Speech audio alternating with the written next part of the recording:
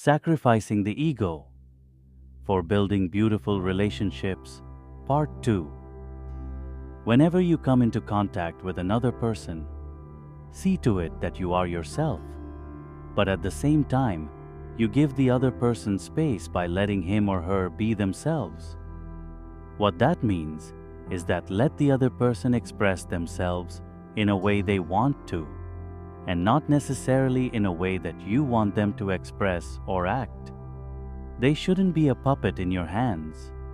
Tell them, guide them, but always be ready to sacrifice your opinion, your viewpoint, attachment to your virtue, or particular sanskara, which you think is absolutely right and perfect. Also be ready to let the other person's opinion rule the situation involving the two of you. Some people find this as the most difficult thing to do in a relationship, and this requires spiritual power and also a lot of love inside you for the other person. Also, we need qualities like humility and contentment, which are extremely important. We are talking about any relationship, at home or in your friend circle or anywhere else, with the opposite gender or with the same gender, with your child or with your boss, with a friend or with your spouse. There is a fine line between remaining in a high self-esteem about what you think is right and what you know about a particular situation, and letting the other person also contribute in that thought process.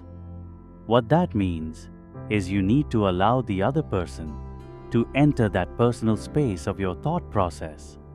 Very often, we construct walls around our thinking process and don't let the other person enter it because of the fear that the other person might dominate that space, and also the attachment to one's own space.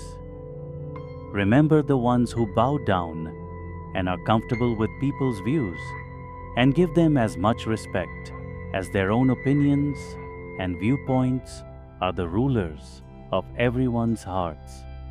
People are not ruled by power, but their hearts are filled with love to get their love and respect in return.